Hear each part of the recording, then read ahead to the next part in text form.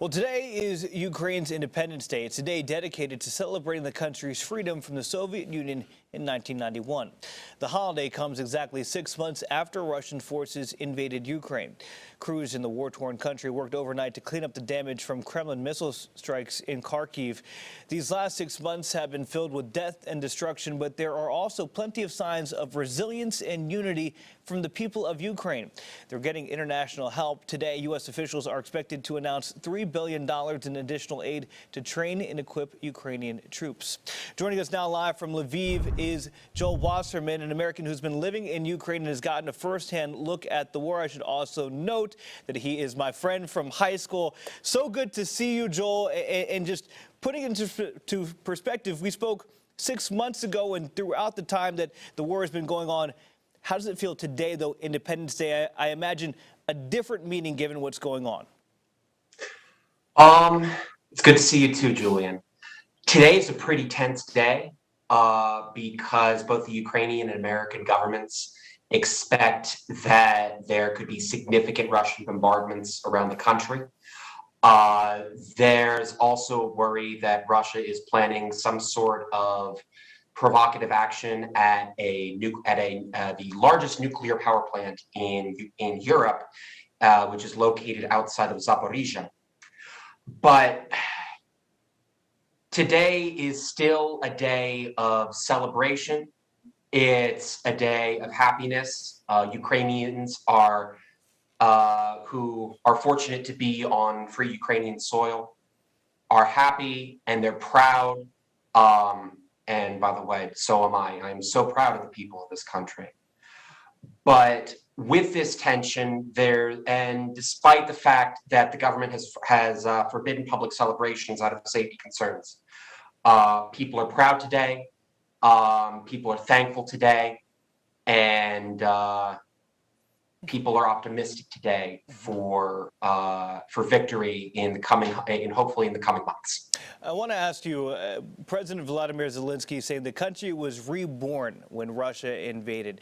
Can you talk about the fighting spirit, the resilience there? Because from the beginning, maybe the outside world thought this would be a two-week conflict. Russia certainly did. But the people of Ukraine have remained resilient. And as the president said, reborn, what does that mean to you when he says the country was reborn when Russia invaded?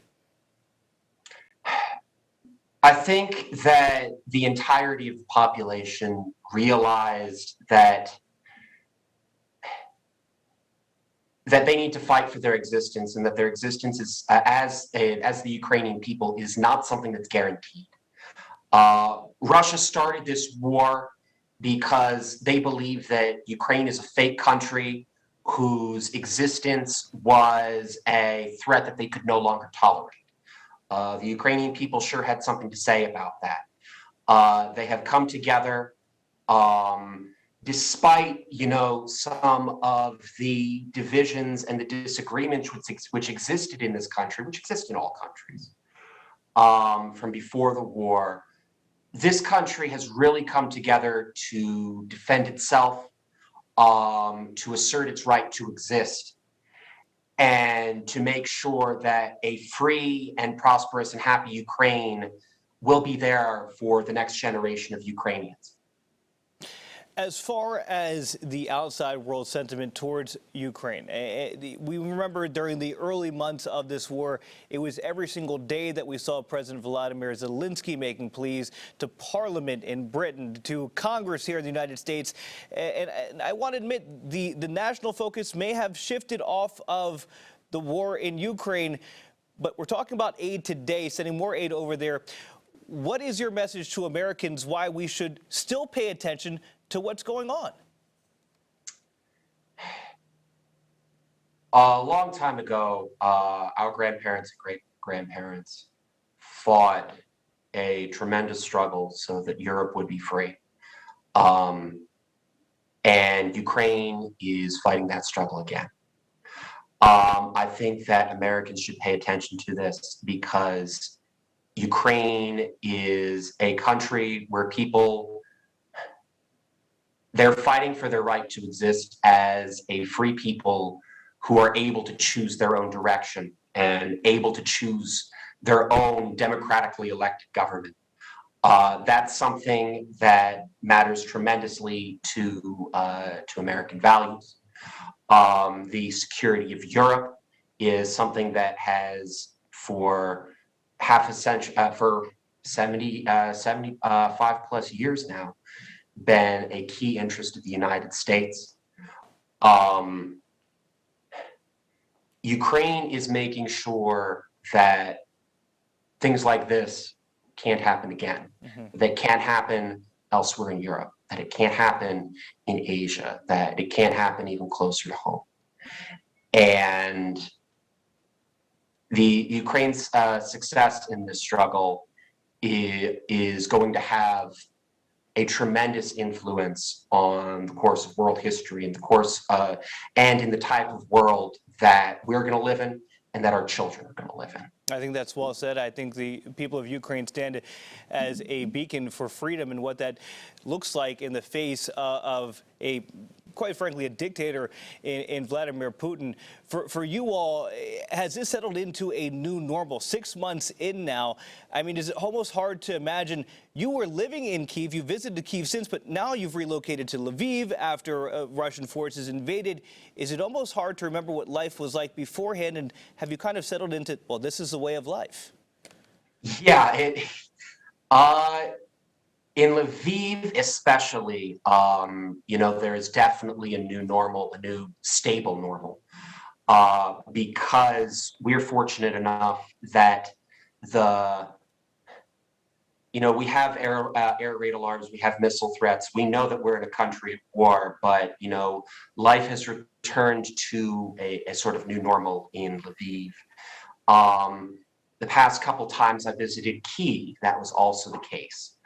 Although if you go several hundred miles further east to cities like Dnipro, cities like Zaporizhia, Kryvyi Rih, and Kharkiv, where you showed footage from earlier in this segment, people are living there, people are carrying on their lives, but it's a scary, difficult, and very challenging life. And in order for life to come back to normal in those sorts of places, Ukraine will need to win this war, and Ukraine will need the assistance of allies like the United States to help rebuild, to help bring people home, and to help make their communities safe. Well, Joel, I could talk to you all morning about this, but I have one more question for you because we are tight on our time here. You mentioned win the war. Is there an end in sight? What is the feeling in the country right now? 6 months in, again, we thought this wasn't going to be a long conflict. We're 6 months in now. Is there another 6 months in the future? What's the feeling right now?